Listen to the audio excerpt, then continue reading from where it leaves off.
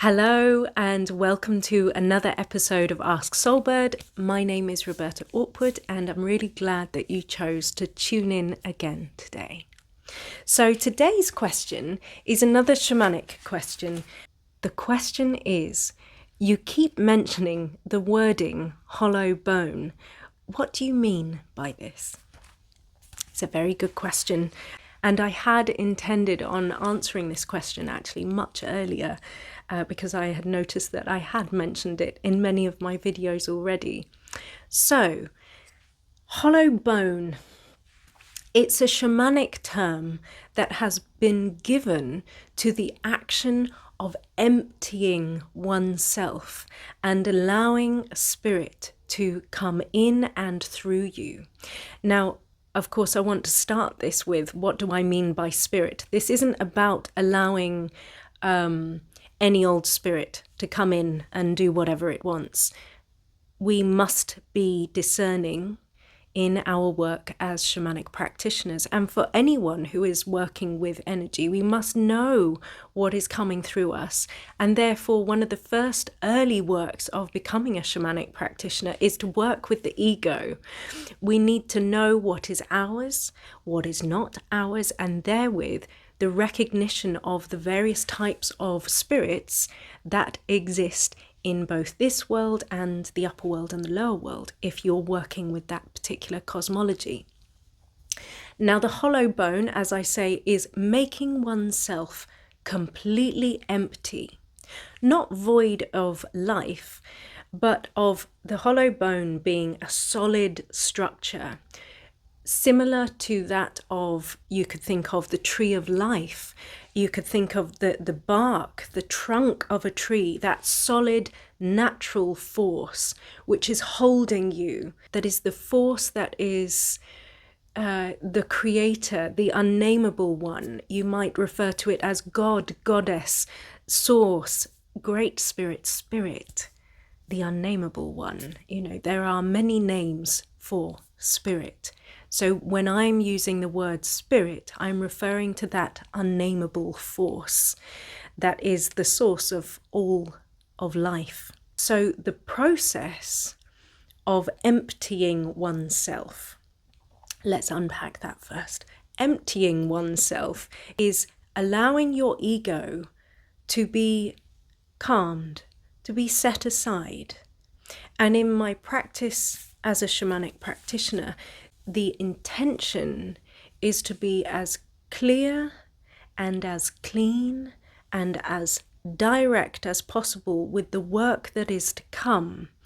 So this is about being very clear on the intentions for the work ahead. You must know exactly why you are connecting with spirit, what you are doing, and why you are doing it. Now, when we allow our ego to set aside, what I mean by this is that we aren't going to be doing this practice in order to place judgment upon what is in front of us from a human point of view. We are going to be seeing through the eyes of spirit. And so because I have dedicated a number of years to building a very strong rapport with spirit and spirits. Some of these spirits are my ancestry. They are compassionate and loving beings who I trust. And so when I am hollowing myself out, I am creating space for more of both my true self. What I mean by what my true self is that holiest and most sacred part of who I am, is. That is the me without the name Roberta, out the door. It is without the I'm an artist, that, you know, the labels that we place on ourselves. It is pure spirit. It is my soul. It is being able to see through the eyes of the higher perspective on what is truly happening in the energetics of life. And when we choose to have a deep relationship with spirit and spirits, we can move mountains. In my experience, miracles happen. So hollow bone is simply one word that is given for the practice of hollowing yourself out and connecting yourself to a higher force to enable that spirit to come through you, so that you and it and her and he and they may come through to do healing work, healing good works here for yourself or others or land or nature spirits, whatever it is that you're working with. Now, on this topic, I want to share a very sacred object to me. So I would like to ask you kindly to see this sacred object with heart-filled eyes, because it is very personal to me. But I thought that it would maybe elaborate the point. In my early journeys with shamanism, I found that when I was going through various different initiations, I would have the initiation and then I would return home to my normal surroundings, and something profound would happen, and it would usually come in the form of a spirit gift. It would be a gift from spirit. And we had just been learning about what the hollow bone is, and we had been practicing it. And I might add, this practice needs time. It's not something that can just be manifested in one go. It's something that you need to keep showing up for in order to learn and experience of feeling that hollowness, so spirit can come through, experiencing what that actually feels like. I came home, and as I often do, I went out for a walk in my local park, which is a huge green space, got plenty of beautiful, very ancient old oak trees. And it's a funny story, really, because spirit comes in the form of all sorts of things. It's not just people, places, things. It also comes in the form of animals. And I could hear this sort of crunching away in the trees. And I was thinking, what is that? What is that? It must be an animal up there. And I looked up, and what I saw was one of our beautiful little grey squirrels, all plump. And he was sat there, nom, nom, nom, nom, nom, and he was eating.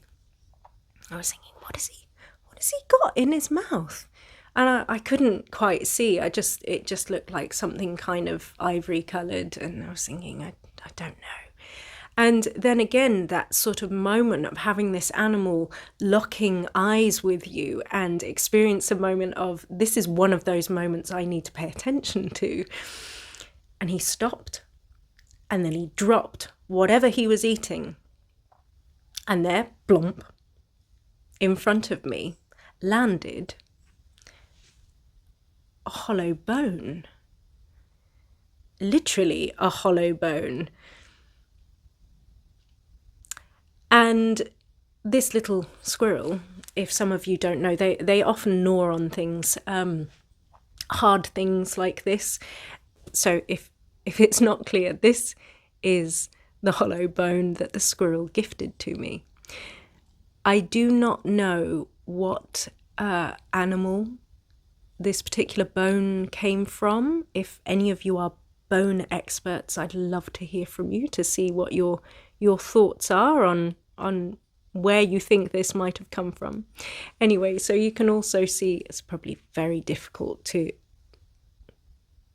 I don't know if you're going to be able to see, there are still his little teeth marks.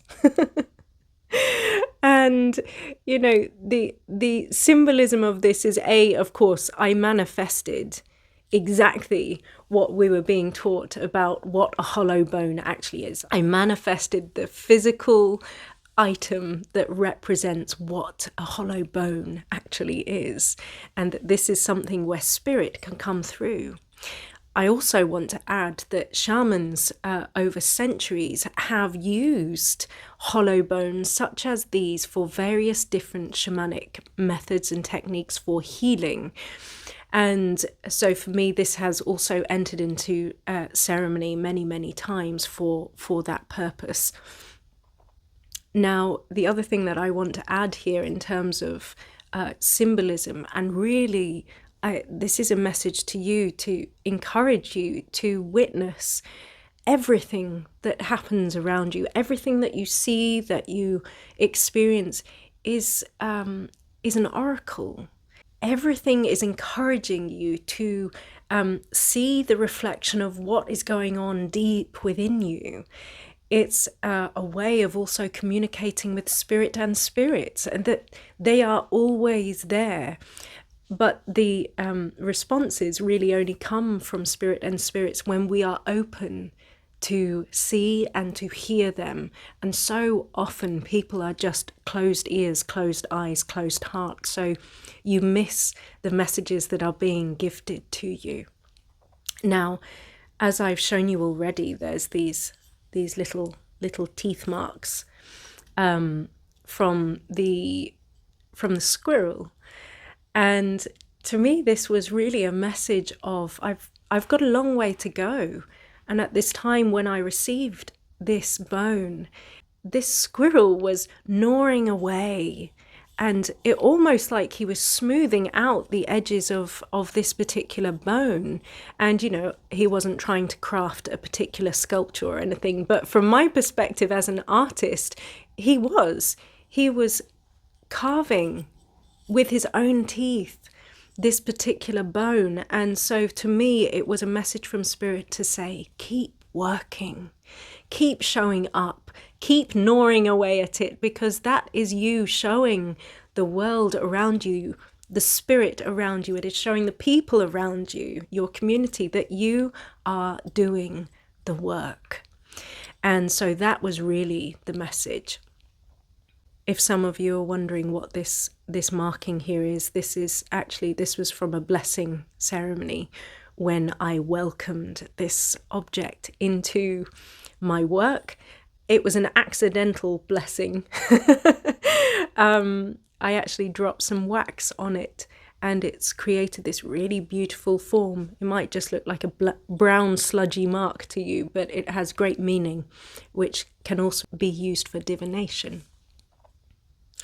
Anyway, my darlings, so that is one of my most sacred objects, which I use to this day, that will live with me until my dying day, when I get my last dance of becoming the hollow bone, but actually being the one who's exiting. And I hope that that's inspiring some of you to be more mindful with your sight on what you are seeing around you, and what messages that the animals, that the trees, that the plants, that the land might have to bring to you. And that all you need to do is stop and let that moment be absorbed and ask yourself, what does this mean to me? You are the divinator. You are the one who answers the questions, not anyone else. It's you. So don't go to Google and Google what does, if you saw a squirrel, for instance, and go, it must be my spirit animal. You go on Google, what does squirrel mean? I really, really encourage you not to do that. If we are to become sovereign beings, if we are to become the one who has direct revelations, we must cut out things that are, for instance, like Google on the internet, and trust our inner responses to the world around us and to, for instance, the lovely squirrel. What does squirrel mean to you? Maybe he's not a spirit animal, but he is a messenger for something else. So, my darlings, I shall leave it there. From me and my hollow bone, my love to you.